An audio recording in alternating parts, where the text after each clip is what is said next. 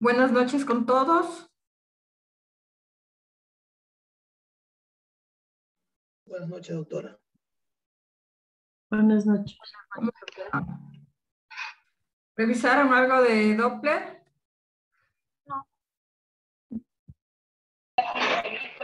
Buenas noches, doctora. Claro que sí.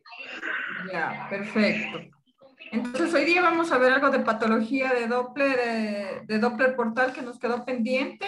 Aparte de todas las características de las ondas, vamos a ver hoy día patología, ¿ya? Entonces, voy a empezar compartiendo la clase. Si hay algún inconveniente, me van avisando, por favor, ¿sí?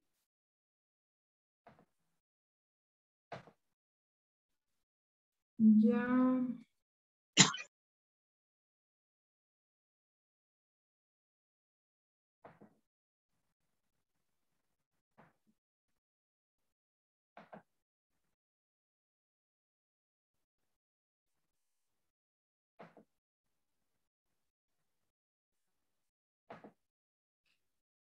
Perfecto. Como les decía, vamos a ver hoy día algo de patología de Doppler portal. Vamos a también más o menos la técnica y también vamos a ver cuáles son las herramientas que podemos utilizar, ¿ya? Entonces, para que nos quede comprendido las clases de Doppler hepático. Entonces, primero, pues vamos a describir las principales patologías dentro de las indicaciones de Doppler portal y vamos a hacer una valoración de Doppler hepático patológica, ¿ya? Ayer habíamos visto también algo, ondas normales y también cuándo pueden estar esas ondas patológicas, ¿no? Entonces, primero vamos a ver algo de anatomía del sistema portal para que nos quede claro. Hipertensión portal, fístula arteriovenosa, trombosis de la vena porta y síndrome de Budd-Chiari. Entonces, bueno, el sistema porta, como ustedes saben, va a comprender todas las venas que recogen sangre de toda la parte abdominal. Más o menos esta vena porta, esto es importante, mide 8 centímetros. ¿En dónde se va a iniciar? A la altura de la segunda vértebra lumbar. ¿Ya? Entonces acá tenemos la vena porta, con todos sus afluentes que tenemos de intestino, de todos sus afluentes y va a llegar hacia el hígado, ¿no? Entonces mide 8 centímetros. La velocidad normal era de ¿cuánto?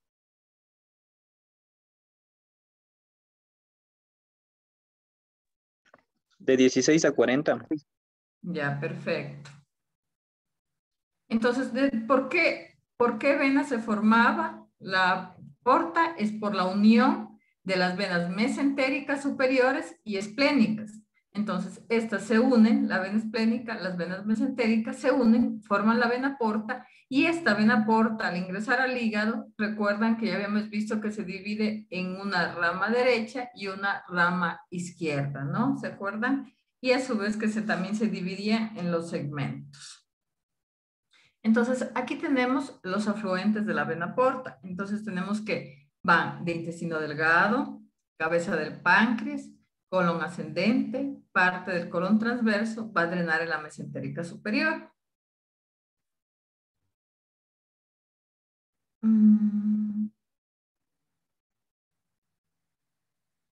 Ya, no sé por qué, alguien está rayando las diapositivas, escribiendo sobre las diapos. Bueno, tengan ya, el vaso y el páncreas va a drenar en la vena esplénica y el colon transverso, el colon descendente, los 2/3 superiores del recto van a drenar en la mesentérica inferior. Entonces, toda esta unión van a formar en sí la vena porta. Entonces, recordemos que recogen recogen toda la sangre de abdomen, casi de todo el abdomen, ¿no? Y esa se unía a la esplénica y pues formaban la porta. Otro vaso también importante que nosotros también valoramos en el Doppler portal era la arteria hepática, que ya habíamos conversado ayer, que cómo era la onda, que era diferente. a las otras arterias. Entonces, se va a originar, en cambio, esta se origina en el tronco celíaco y en el porta hepático se va a dividir igual en una rama derecha y una rama izquierda. Entonces aquí tenemos el porta hepatis en donde estaba, que correspondía a la vena porta, la arteria hepática y el conducto principal común o conducto colédoco, ¿ya? Entonces esas son las partes o sea, esos son los que nosotros vamos a valorar, aparte también de las venas suprahepáticas, que también valoramos, ¿no? Entonces recordemos otra vez la clase de ayer, la onda, para que nos quede muy claro. Era una onda anterógrada sobre la línea de base, era fásica, monofásica, tenía una sola fase y tenía dos inflexiones, era diinflexional. Entonces, ¿cuál su característica? Que era anterógrada. Entonces, su velocidad ya nos dijeron que era de 16 a 40 y en el Doppler, en el escala de grises mide hasta 8 milímetros. Entonces, esas son las características de los vasos, de este vaso de la vena porta, lo normal. ¿Ya? Y la arteria hepática, en cambio tenía una velocidad de 30 a 60 y es una onda pulsátil de baja resistencia, ¿ya? Entonces vamos viendo acá que era de baja resistencia porque pues se preserva el hígado, el flujo, ¿ya? Entonces aquí era una onda anterógrada, era pulsátil, era bifásica, bifásica y pues ya en estas las características de la arteria hepática. Entonces, ¿cuáles son los parámetros que nosotros podemos utilizar para hacer un adecuado estudio de una ecografía Doppler? Aparte de lo que ya habíamos conversado ayer, el paciente tiene que estar en ayunas, tenemos que buscar los abordajes adecuados, dependiendo del paciente, el abordaje subcostal, el abordaje intercostal o transabdominal, ¿no? Entonces, aparte de esto que ya habíamos conversado, tenemos también los parámetros Doppler, que vamos a ver una parte cualitativa, que vamos a ver permeabilidad, dirección de flujo sanguíneo y morfología. Entonces, esto veo con el Doppler color, ¿ya? Y semi-cuantitativa, índice de resistencia y pulsatividad, y cuantitativa, medidas de velocidades de flujo, que todo esto hago con el Doppler espectral, ¿no? Entonces, esto que nos quede claro, que nosotros, como ayer habíamos dicho, nosotros hacemos la valoración del Doppler no solo con el Doppler espectral, sino vamos con la escala de grises primero para ver el vaso, ver si hay alguna calcificación y ver toda la configuración del vaso. Luego vamos a ver el Doppler color, que era para ver la dirección del vaso. Y por último, el Doppler espectral para ver índices y velocidades, ¿no? Entonces, eso que quede claro. Entonces, aquí tenemos una tablita, me parece muy interesante esta tabla porque dice la sistemática del estudio de ecografía Doppler color para el Doppler en general. Entonces, mire, dice, tengo parámetros técnicos y factores del paciente. Entonces, miren los factores del paciente. Realizar el estudio en ayunas, realizar el estudio después de 10 minutos de reposo y valoración de la respuesta al tratamiento farmacológico. Bueno, aquí dice que debemos realizar el estudio a la misma hora, realizar con el mismo equipo si se va a hacer unos controles. Y los parámetros técnicos, en este caso tenemos un ángulo de exploración menos de 60 grados, adecuados parámetros técnicos que ya también habíamos conversado, rango de velocidades y a las velocidades esperadas en el vaso en estudio, tener un registro Doppler nítido, obtener 3 mediciones similares y descartar valores con variaciones más de 20%. Vamos a determinar las velocidades y medición de calibre en la misma zona anatómica y vena porta, evitar áreas de flujo helicoidal. ¿Ya? Entonces, justo en las bifurcaciones, en eso. Entonces, esos son una sistemática que nosotros podemos utilizar para hacer un adecuado estudio, más para que el estudio sea adecuado. ¿Ya? Doctora, una Dígame. duda. Ahí en la parte que dice parámetros técnicos, obtención de 3 mediciones similares, ¿se refiere a obtener una medida, descongelar, volver a obtener, descongelar, Sí. volver a obtenerla? Sí, ¿A eso se es. refiere? Sí, normalmente nosotros cuando hacemos Doppler color, a veces no sale, la idea es que salga, como dice aquí, tener algo nítido. Entonces, si no sale la primera, tenemos que hacer 3 mediciones. En sí, siempre en Doppler color, refieren que debemos hacer 3 mediciones del vaso que nosotros estamos valorando. Y nosotros hacemos una valoración, después desfrizamos, hacemos otra valoración y ahí entonces tiene que no haber una variación más del 20%. Si ya tengo esto 20% en las 3, pues algo está pasando, no tendría que tener tantos cambios. Entonces yo me quedo Claro. con la Y que, de ajá, las tres cogemos la que mejor nos dio, ¿no es cierto? ajá, La mejor forma sí, de velocidad de onda.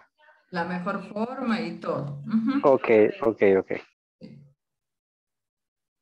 Entonces, miren, aquí tenemos este esquemita que es en general para todos los vasos. Bueno, esto es una arteria. Entonces, miren acá. Primero es el ángulo, la dirección del flujo. Primero nosotros vemos la dirección del flujo y colocamos la caja de color de acuerdo a la dirección del flujo o la dirección del vaso. ¿Ya? Entonces ahí ya veo y todo, y miren la caja de color a dónde se está dirigiendo el vaso, no al revés. Entonces es importantísimo. Luego nosotros ponemos el ángulo, y miren el ángulo, tiene que ser, en este caso 56, el volumen muestra también que debe ser 2/3, un tercio del vaso, el volumen muestra, y como siempre les digo, Doppler color y luego el espectral. Entonces, eso es importante. Y miren cómo nos sale tan bonita la onda y nos sale el espectro de la onda. Entonces, esto es, así tienen que salirnos todas las ondas. Recordemos que es velocidad y acá abajo esta línea es tiempo. Entonces, siempre nosotros valoramos así para que nos salga bien, si no van a salir erradas nuestras valoraciones. Ya, en este caso vamos a ver una...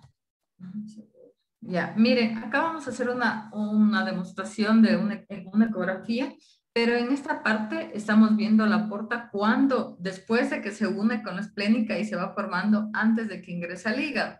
Entonces, ¿cómo nosotros vemos esto? Poniendo en el epigastrio, ponemos en epigastrio el transductor y vamos viendo. Obviamente no vamos a ver en todos los pacientes tan nítido, porque no todos los pacientes tienen tienen los parámetros pues para ver un estudio así. Entonces vamos viendo, ¿ya? Entonces miren, aquí está la vena porta. Después que ya se unió con la vena esplénica, la vena mesentérica, formaron la vena porta. Entonces justo estamos en epigastro, este es el lóbulo izquierdo del hígado. Entonces miren el vaso. Aquí estamos viendo en escala de grises. Y aquí ya ponemos el Doppler espectral, miren. No ponemos el Doppler color. Bueno, en este caso no, pero siempre se debe poner el Doppler color. Vemos el Doppler espectral y miren, es anterógrada. Ahí le cambia la escala. Le van cambiando la escala, los parámetros, para que se vea muy bien la onda. Entonces miren cómo fluctúa también de acuerdo a la respiración del paciente, porque este estudio no se lo hace en respiración, sino este estudio se lo hace no se lo hace que inspire sino que se lo hace al paciente en la respiración normal. Se toma la medida de la velocidad y ya miren, aquí le salió la velocidad, ¿no? Entonces miren, se sigue valorando la onda, aquí le ponen Doppler color y esta, miren, nos da en azul, ¿se acuerdan que decíamos que teníamos nosotros en azul o en rojo? Y en azul indicaba que se está alejando del transductor. Entonces, pues, esto es un flujo hepato-peto, lo normal, ¿ya? Entonces, ahí normal. Y el adecuado, también vemos aquí el adecuado llenado del vaso. Miren, entonces todo eso nosotros tenemos que valorar en la vena porta. Aquí otro, en cambio acá ya entra en el transductor, ya entra la arteria, la vena porta y ya vemos interhepática. Entonces miren, vamos valorando también y miren, como nosotros ponemos Doppler color, ya vamos viendo el vaso dentro antes de que se divida. Y también ya nos sale la onda. Miren, como decíamos, la valoración de la onda otra vez. Entonces siempre vamos a hacer así.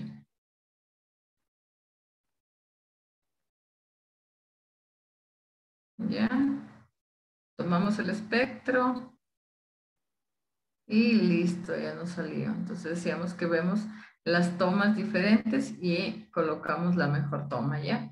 Entonces, esa es la idea. Aparte, pues obviamente les había dicho que nosotros tenemos que valorar. En algunos pacientes sí se puede ver las uniones de la esplénica, todo, de cuándo se va a formar la vena porta y pues, la podemos seguir desde que se forma hacia cuando entra al hígado y se divide. En algunos pacientes sí se puede hacer, no en todos nos dan esa facilidad. ¿Ya? Asimismo tenemos que valorar la vena esplénica y el vaso también, ¿no? Entonces, más o menos así se ve la vena porta. Entonces aquí, aparte de nosotros ver el Doppler que veíamos, también nosotros tenemos que medir el vaso. Entonces, medimos en el vaso en el mismo sitio que vamos a valorar. No vamos a cambiar de todos, en todas las medidas, no vamos a hacer varias medidas y vamos, no. Sino que en donde estamos observando el vaso, en donde mejor lo observemos el vaso, ahí hacemos la medida, ¿ya? Entonces vamos a empezar ya con algo de patología. Entonces, en este caso, vamos a empezar con hipertensión portal. Habíamos hablado que es una patología muy frecuente, la hipertensión portal, y en este caso hay bastantes pacientes que nos consultan hospitalizados o no hospitalizados para descartar hipertensión portal, más en los pacientes que presentan hepatopatías crónicas. Entonces, en esos pacientes valoramos. Entonces, ¿cuál es o por qué se presenta? Bueno, es un síndrome clínico que se caracteriza por incremento de la presión en el territorio venoso portal, superior a 10 milímetros de mercurio. Pero nosotros no es fácil medir la presión porque para medir la presión tendríamos que utilizar herramientas invasivas. Entonces, nosotros sabemos que cuando sube mayor a 10 nos da hipertensión portal, pero desde 1980 las técnicas de imagen como la ecografía Doppler tienen un papel relevante. Entonces, buenísimo que con el Doppler color nosotros ya podamos decir si tiene hipertensión portal y no hacer lo invasivo. Obviamente que lo ideal es esto porque se ve mejor, o sea, se sabe exactamente, pero en cambio el Doppler color se ha visto bastante sensibilidad, entonces es un estudio muy validado para ver vasos hepáticos. Entonces, aquí más o menos vamos a ver la fisiopatología de por qué se producen las diferentes manifestaciones clínicas en un Doppler portal, en una hipertensión portal. Entonces, miren, aquí, ¿qué dice? Que primero la causa, hay una resistencia al paso de sangre al hígado. ¿Ya? No va a ser fácil que pase ya la sangre al hígado. Esto va a hacer que el flujo pasa de ser hepatopeto a hepatofugo.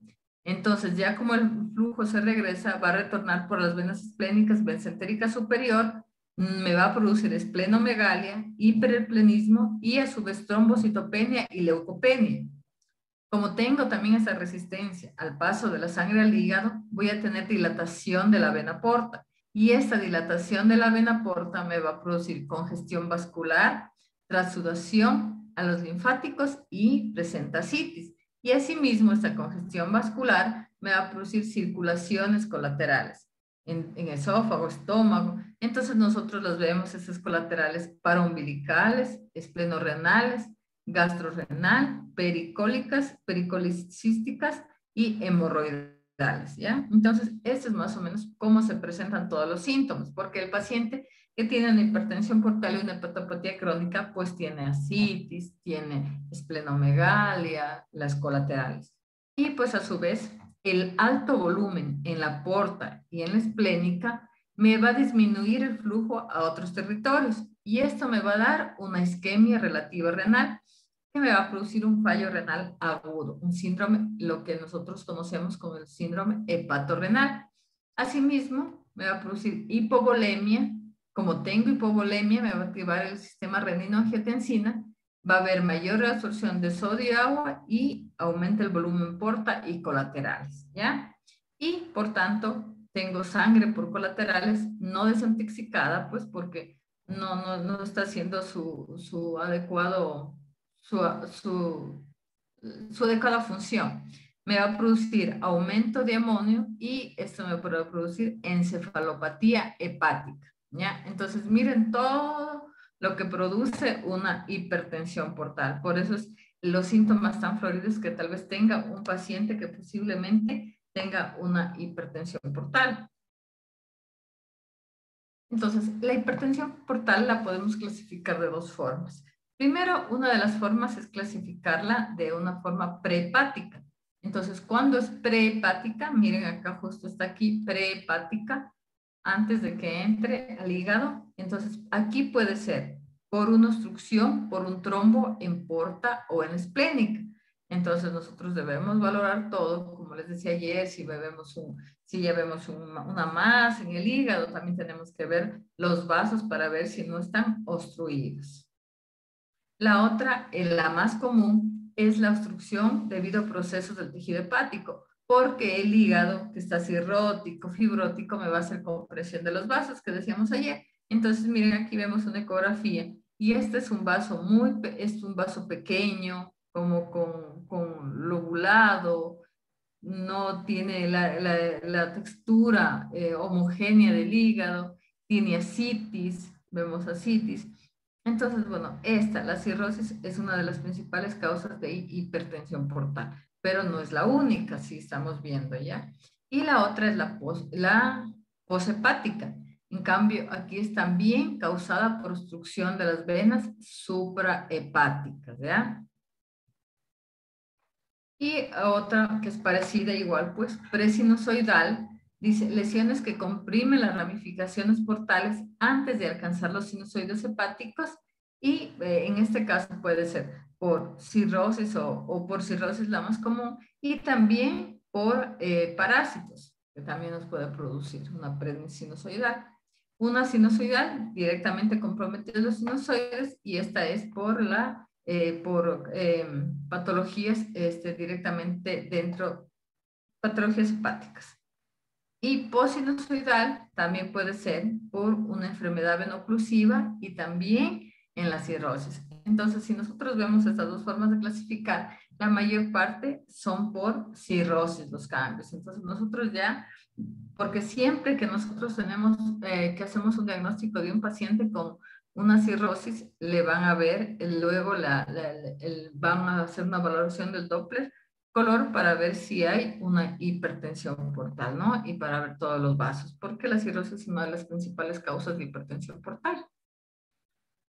Entonces, decíamos que el calibre era de 8 a 13 en respiración suave y 16 en inspiración profunda, ¿ya? Del diámetro superior a 13 presenta especificidad del 100% y son sensibilidad del 40% para hipertensión portal. Recordemos que cuando se dilata el vaso es porque es patológico, ¿ya? Entonces, de 8 a 13 son los rangos, entonces mayor a 13, ¿ya?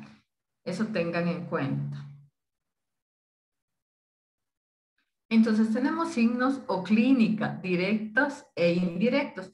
Entonces, pues los directos, recuerden que decíamos que la hipertensión portal era un aumento de la presión. Entonces, estos son los hallazgos directos. Pero nosotros obviamente les decía que no es fácil medir la presión, o sea, no en todas partes tenemos, y más porque son invasivas. Miren, una punción yugular, el catéter, hasta el vaso para poder medir la presión. Entonces, estos son esta presión mayor de 10 a 12 y la gradiente por tocaba normal menos de 6. Entonces, son los signos directos. Y indirectos, en cambio, la clínica de nosotros que podemos observar y que vemos en este tipo de pacientes, tenemos una repermeabilización de la vena umbilical, circulación colateral abdominal, como vemos en este caso, ascitis, que también puede haber, varices esofágicas o fúndicas, miren acá en una endoscopía cómo se ven las varices, esplenomegalia o hiperesplenismo, acá vemos un vaso agrandado, ¿ya? Y encefalopatía hepática que también podía presentar el paciente, ¿no? Entonces ya el paciente, ya nos llega un paciente, ¿no es cierto?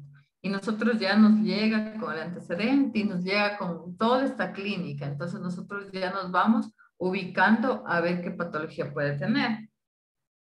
Entonces, ¿cuáles son las características ecográficas de hipertensión portal?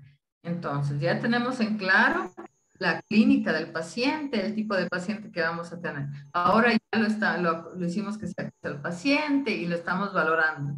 Ya pusimos todos los parámetros técnicos adecuados, yo ya sé qué voy a ver, todo. Entonces, ahora ya pues, los hallazgos en ecografía.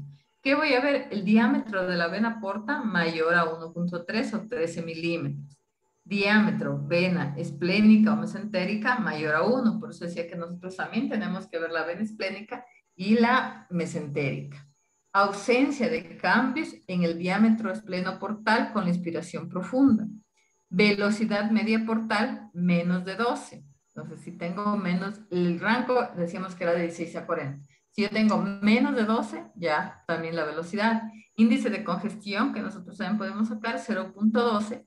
Inversión del flujo portal, recordemos que cuando lo normal era que era hepatopeto, si es hepatofugo ya vemos esta inversión. Si vemos colaterales portosistémicas, la vena coronaria o la vena paraumbilical, esplenomegalia y ascitis. ¿Ya? Entonces, todo esto, miren que se podemos sacar. Obviamente que los más comunes son el diámetro, la velocidad, las colaterales, la esplenomegalia y la ascitis. Eso es lo más relevante, ¿ya?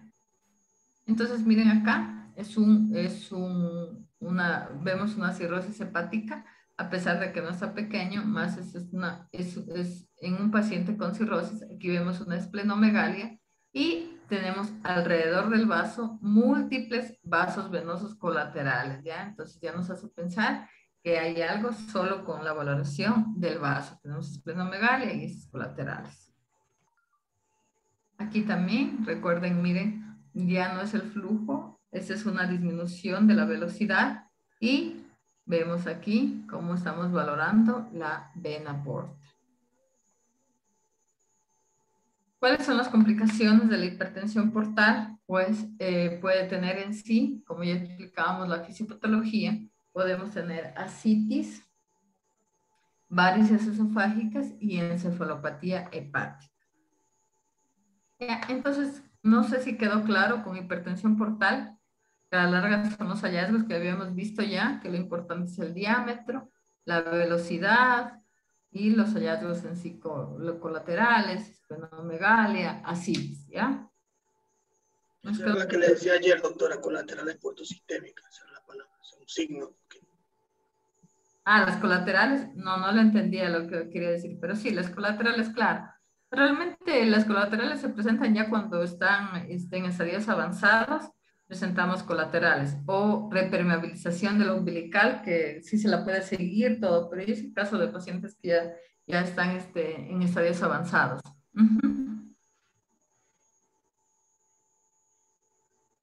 ¿Alguna otra duda que tengamos hasta ahora?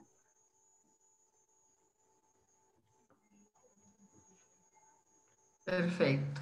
Entonces nos queda claro hipertensión portal porque ya les dije que es una patología bastante común. Entonces ahora vamos a ver fístula arteriovenosa. Bueno, también podemos ver en este caso, nos digo, no, el estudio Doppler no es exactamente para ver solo hipertensión portal, podemos ver múltiples causas de alteraciones patológicas. Entonces vamos a ver fístula arteriovenosa. ¿A qué se refiere con fístula arteriovenosa? Entonces, es una comunicación directa entre la arteria hepática y la vena porta, ¿ya?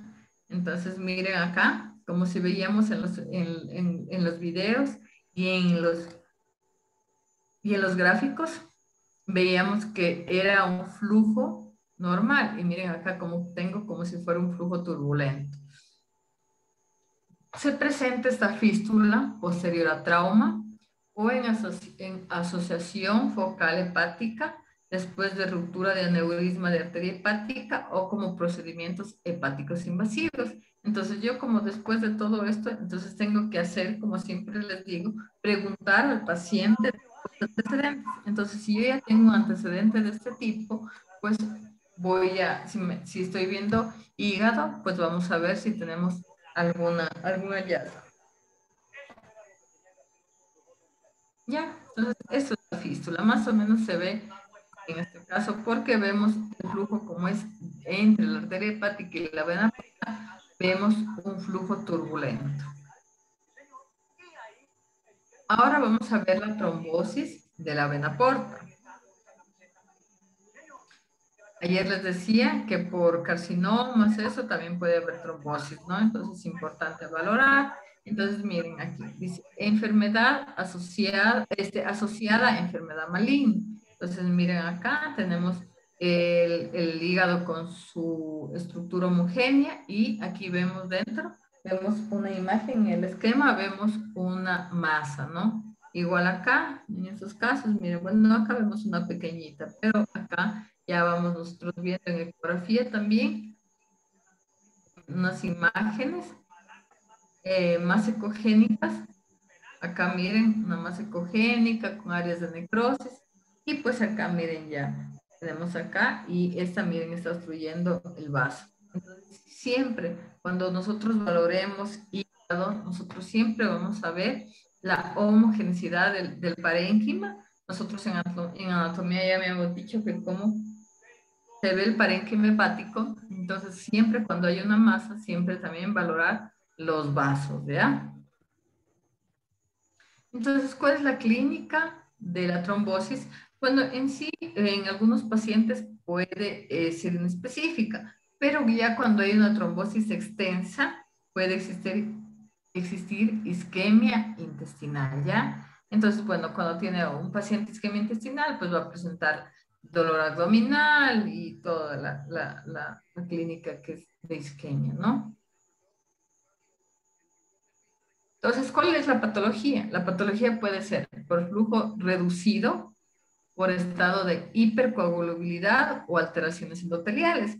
Entonces, cuando yo tengo flujo reducido y porque puedo tener yo una trombosis por cirrosis, miren, la más importante, neoplasias hepatobiliares y cáncer gástrico. Y estado de hipercoagulabilidad, puedo tener en estados de malignidad, trastornos mieloproliferativos, enfermedad inflamatoria intestinal y alteraciones endoteliales, inflamación como son pancreatitis y colangitis ascendente. Ya, entonces nosotros, otra vez siempre voy a recalcar que la clínica es importante para nosotros, entonces nosotros tenemos que hacer todo, porque si encontramos un trombo en la vena porta, ¿ya?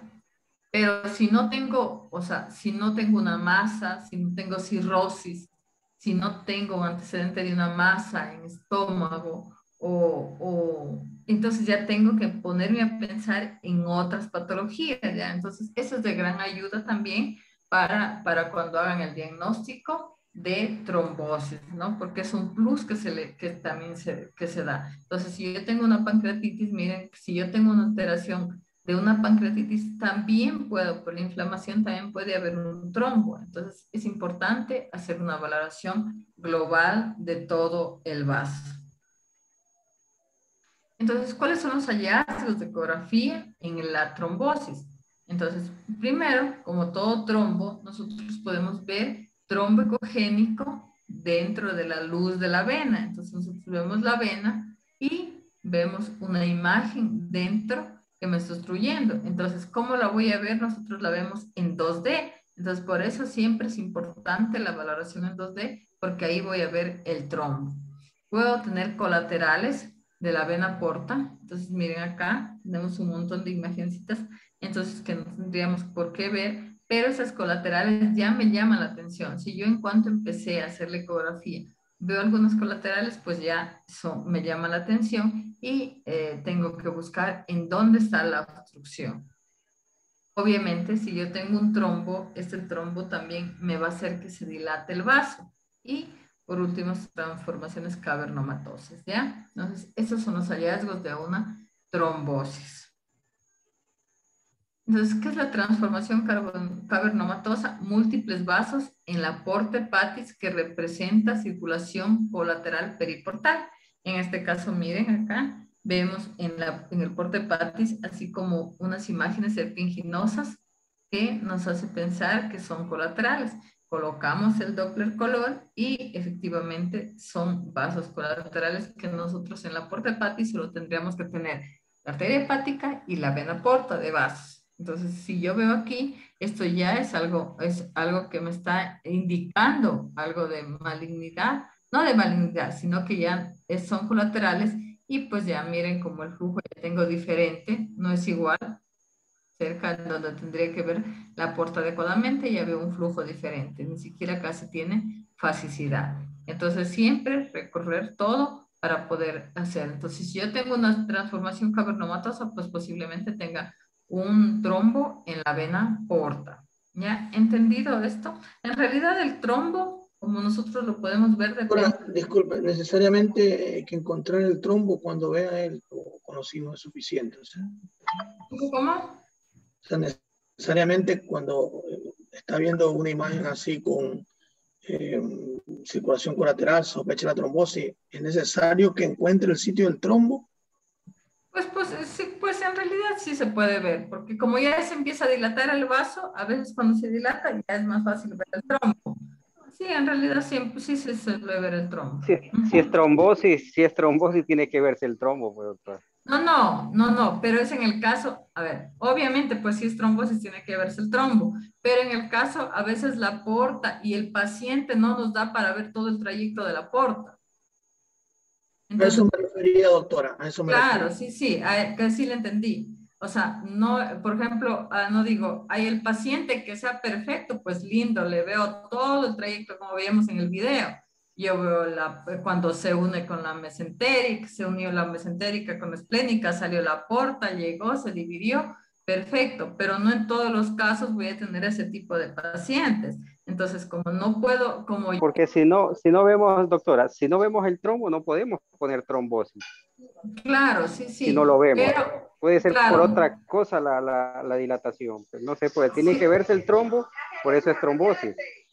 claro, pero en este caso vamos a hacer, en este caso cuando no se ve exactamente lo que sí se hace es poner diferenciales, porque si yo no tengo otra cosa, pero si yo tengo estas circulaciones y otras características como veíamos aquí, entonces podemos hacer un diagnóstico diferencial. En sí, en esos casos nos toca poner así, porque tampoco es que nos quede ya que tal vez no lo vimos el trombo y se quedó, y también no lo vimos en todo el trayecto. Ujú. Pero ahí se hacen los diagnósticos diferenciales también con la clínica del paciente. Es por eso que siempre es eso, de jugar con la clínica, con los hallazgos de ecografía, para poder dar el diagnóstico. Ujú. Bueno, entonces en este caso, ¿han escuchado algo del síndrome de Bucciari?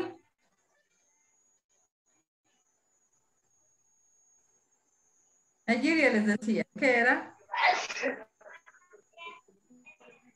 La dilatación anormal de las venas suprahepáticas. Ya ya. Bueno, sí, en realidad se dilatan ahí, pero el síndrome de Bucciari es una obstrucción del flujo venoso que está localizado en las venas hepáticas y en la vena cava inferior. Entonces, esta obstrucción del flujo, que igual puede ser por un trombo, pero ya no es en la porta, sino en las venas hepáticas y la vena cava inferior, esta obstrucción me va a producir un aumento de la presión hepática sinusoidal y también me va a causar hipertensión portal. Recuerdan que también nos producía los que eran poshepáticas, también era una de las causas de hipertensión portal. Entonces también tenemos que ver igual el trombo, ¿no? Entonces, este síndrome tiene la prevalencia en la región de 2.4 casos por millón, tiene una prevalencia mundial de 1 a 100,000, en 1 en 100,000 pacientes, entonces no es que sea tan común. En poblaciones occidentales se presenta más en mujeres y la causa más común es la trombosis, ¿ya? Entonces, miren, acá tenemos un montón de causas del síndrome de Bucciari. Entonces, nosotros tenemos que siempre estar pilas para estas causas. Miren, estados de hipercoagulabilidad que pueden ser hereditarios o adquiridos.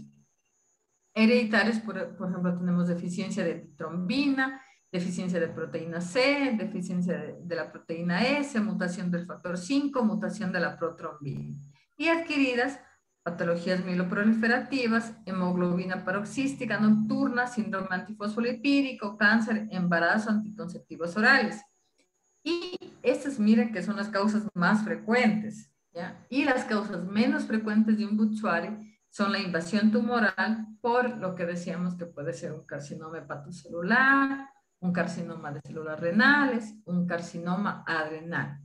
Y otras causas pues son aspergilosis, síndrome de Behçet, membranas en la vena cava inferior, trauma, enfermedad intestinal inflamatoria, idiopática. Entonces, miren, la lista es larga de todas las causas que nosotros tenemos de Budd-Chiari. Nosotros lo que hacemos en la ecografía es nosotros buscamos, encontramos el trombo que está en la vena cava o en las venas suprahepáticas, pero de ahí es hallar la causa. Entonces, hay causas que nosotros no las vamos a ver por ecografía, porque, por ejemplo, esas deficiencias hereditarias yo no voy a ver esto en la ecografía, pero otras sí. Entonces, miren, por ejemplo, hepatocelular, todo, hay cosas que nosotros sí las podemos ver en la ecografía. Entonces, ahí tenemos que también ver. Si yo ya veo la trombosis, decir, y además tiene un carcinoma, porque, por ejemplo, hay otras cosas que no vemos y eso ya también se los deja al clínico, ¿no? Pero ya le damos la pauta de la patología que hemos encontrado.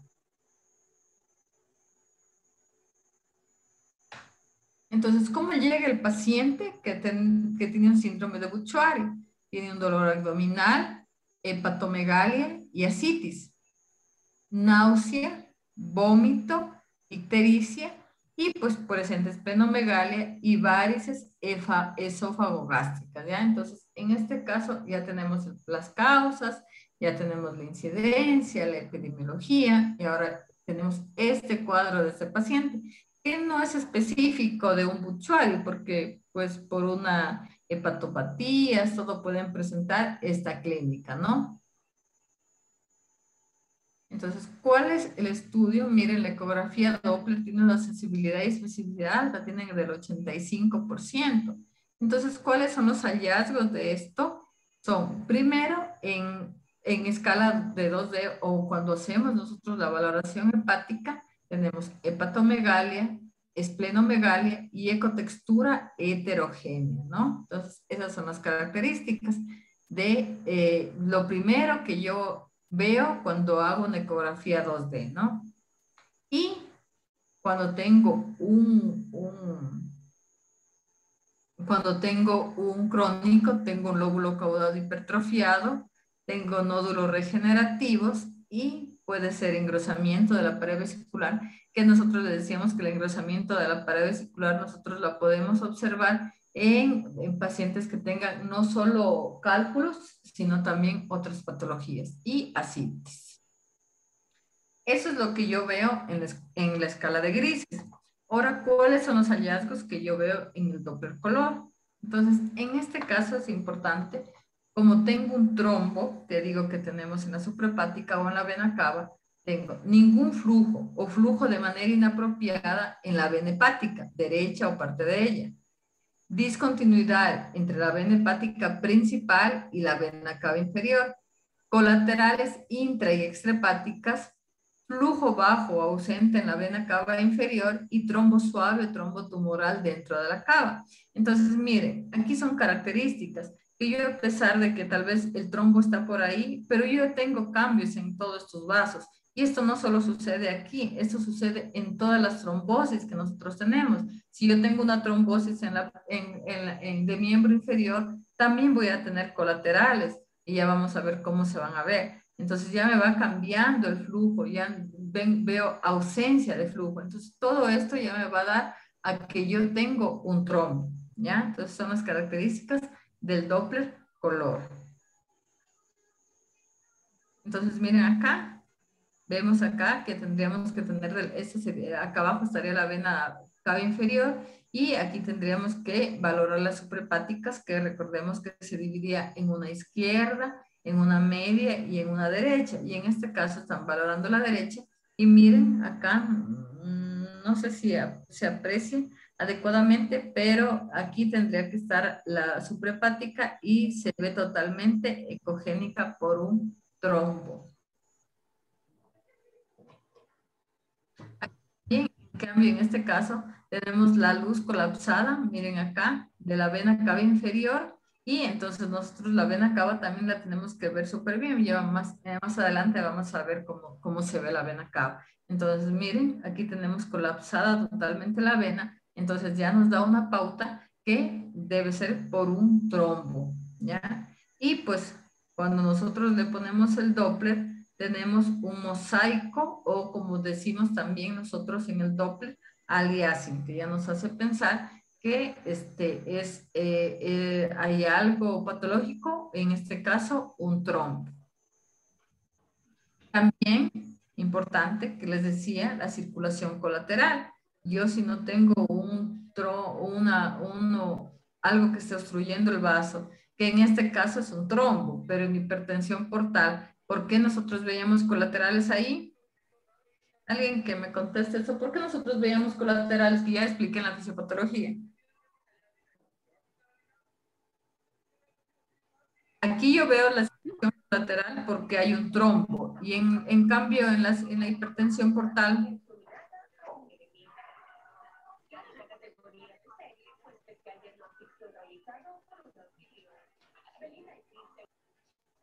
No lo entiendo, doctora. ¿Puede repetir, por favor?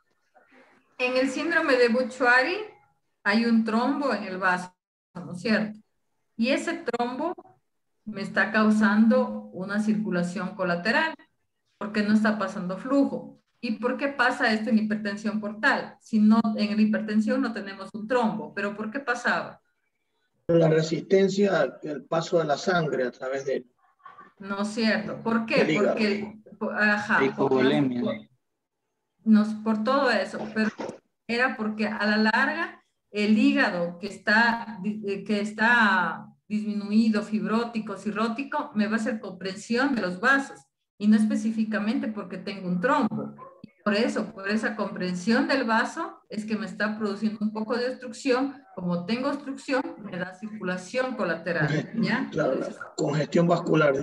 Ajá, entonces esa circulación, entonces eso es importante, por eso siempre recargo la fisiopatología, porque si nosotros sabemos la fisiopatología, nosotros ya podemos ir a buscar todos y entender por qué se da cada proceso.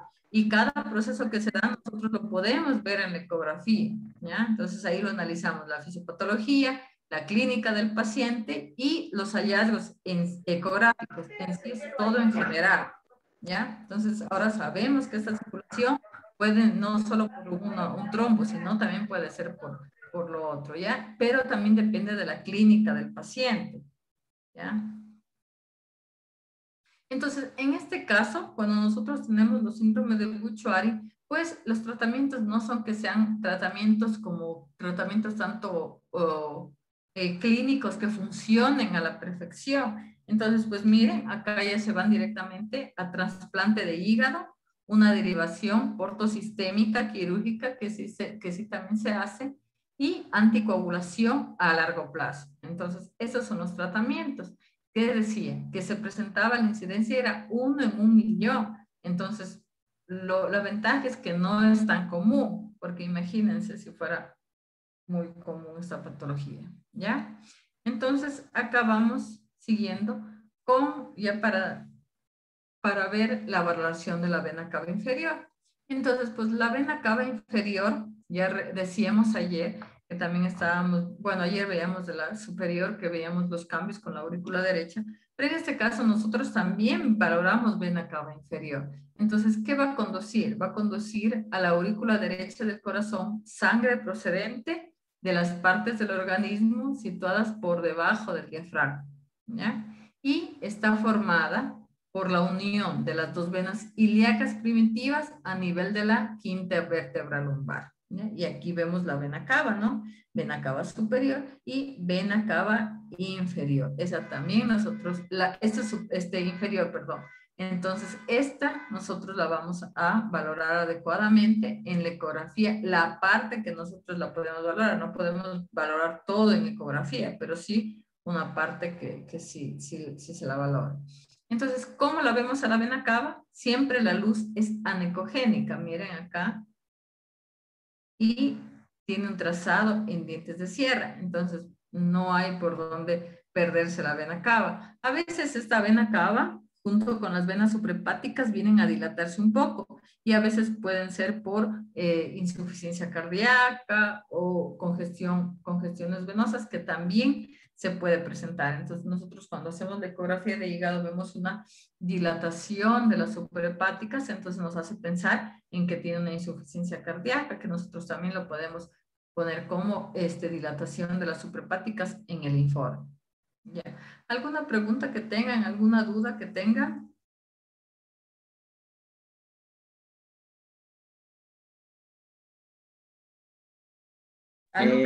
Doc, todavía estamos hablando del síndrome de Buch-Chiari. No, ya terminamos el Buch-Chiari. Ahora estamos hasta aquí, terminamos con tratamiento y aquí estamos valorando. En sí, estas diapositivas puse para que vean cómo, o sea, que también tenemos que ver la vena cava. No solo en el Doppler color, Doppler portal tiene que solo estrictamente ser la vena porta que se le valore, sino también veamos la arteria hepática, las suprahepáticas, la cava, la esplénica, la mesentérica. En sí, todo ese es un estudio. Por eso este estudio no es que se demore, no es un estudio que lo hagamos en 10 minutos, 5 minutos. Es imposible hacer un estudio bien hecho de un Doppler portal en 5 minutos o en 10 minutos que llegue el paciente y solo le veo la vena porta, medí la vena porta, vi velocidad y ya, se fue el paciente. Pues no estaría así, ahí estaría solo estoy viendo porta. Pero en cambio, así no se debe hacer, pues se debe valorar todo. Entonces, no es un estudio que se demore 10 minutos, son estudios más largos, que más o menos se toma el tiempo de una media hora mínimo para poder hacer un estudio bien realizado. ¿Por qué? Porque el paciente primero a veces no llega con las condiciones. Entonces, como no llega con las condiciones, nosotros tenemos que empezar a buscar los abordajes adecuados. Buscamos el abordaje adecuado, vemos todo. Recordemos que ahí decía que lo ideal sería hacer 3 mediciones en los vasos, vemos si no tiene colaterales, entonces sí se demora este estudio. Entonces no es que se lo tome tan a la ligera, por eso es esta diapositiva. ¿Por qué me preguntaba si ya me alargué en esto? Que me preguntaba si ya terminé Buch-Chiari.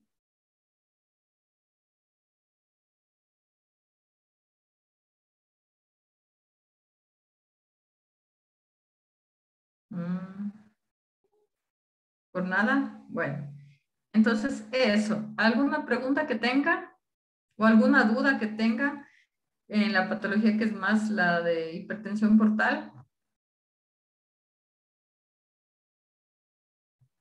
Pues esto es lo importante, esto hay que grabarse, ¿no? Lo más importante, lo que nosotros podemos ver dentro de nosotros, dígame.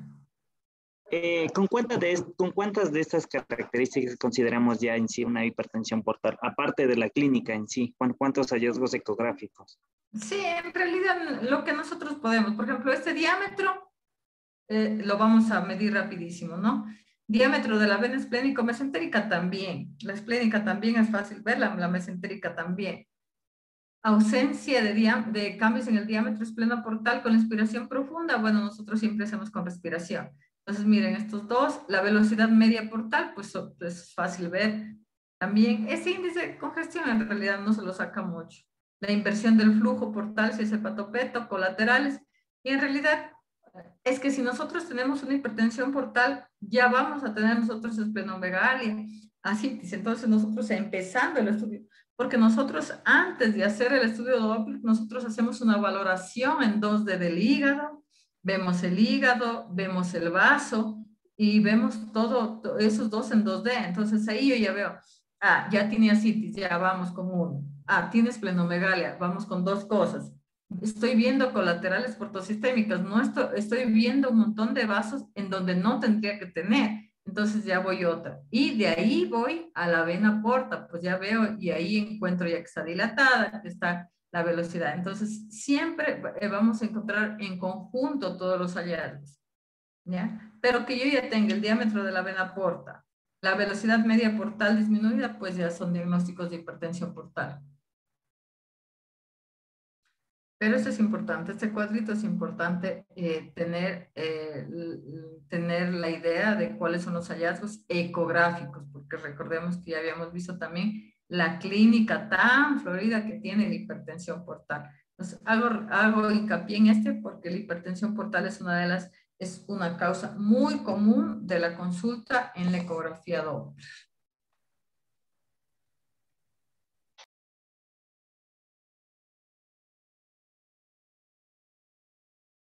Ya, entonces miren, con esto hemos terminado Doppler color, Doppler portal sería. Doppler portal, ya nos quedan creo que 2 clases de, ¿qué estamos hoy día? Miércoles, ¿no? Sí, estamos miércoles. Sí, Doc. Sí, miércoles. Entonces, miren, yo jueves y viernes, nosotros ya terminamos nuestras clases de Doppler y el examen quedaría para el día lunes, ¿puede ser? Sí, Doc. Sí, ¿no? No habría ningún problema, ¿no? Nosotros terminamos. Nosotros mañana, a ver, mañana vamos a ver Doppler de miembro superior y terminamos el viernes con Doppler de miembro inferior, que sería arterial y venoso. Y sí, yo supongo que el lunes ya van a empezar con el otro tema. Entonces, bueno, yo ahí se conversa para que les dejen el examen y puedan contestar las preguntas que son de todos los temas que les he hecho hincapié, en cosas básicas que he hecho hincapié, de eso son las cosas que van en el examen. Son preguntas fáciles que van a hacer. Igual tienen ahí para contestar el tiempo, así que no es nada complicado. Entonces, buenas tardes. Laborales no me he podido conectar, pero muchas clases en vivo. De pronto el Doppler renal ya está en una clase subida, me imagino, que no lo he visto. Sí, sí, ya está. Sí, me parece que ya está. Buenas noches, Doc. ¿El examen va a ser solamente el día lunes o va a poner un límite de tiempo desde el lunes hasta el miércoles? Así como fue el anterior, que fue desde un sábado en la tarde hasta el lunes en la tarde. Sí, normalmente puede ser, sí tiende a ser así.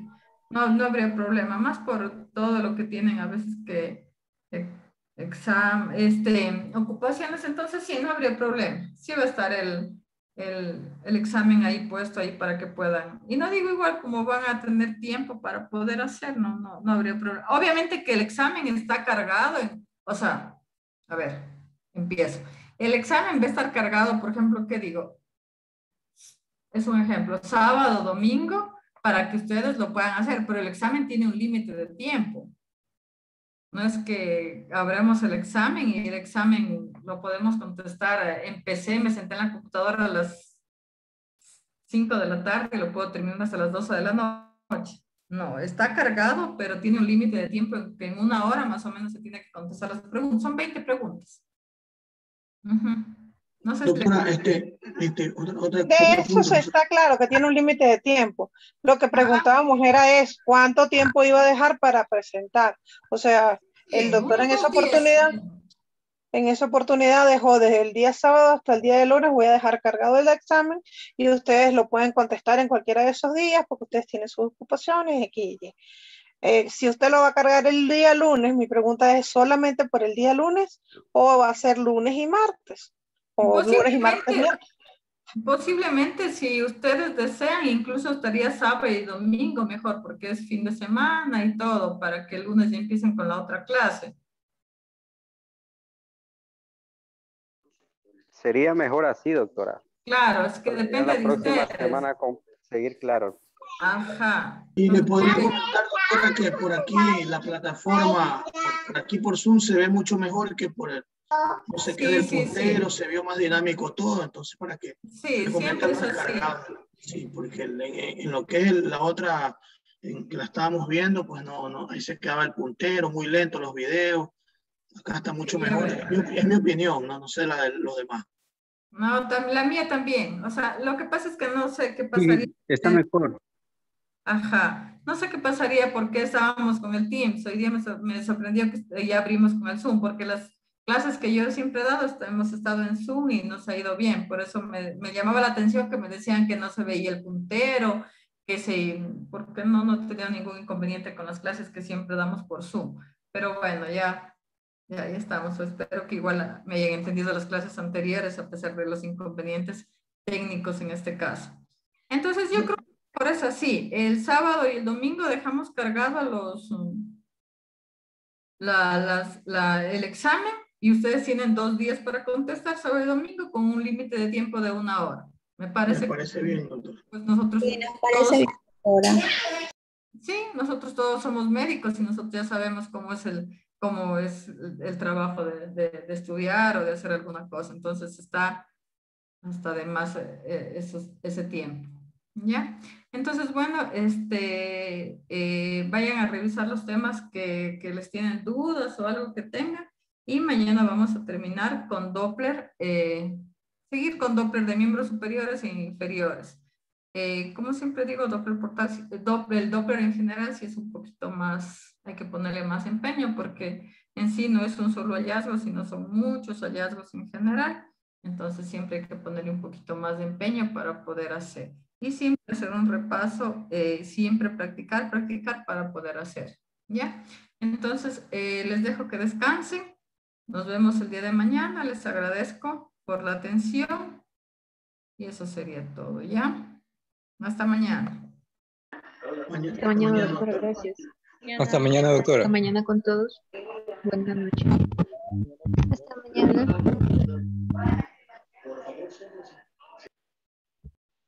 La, la, la, la, la.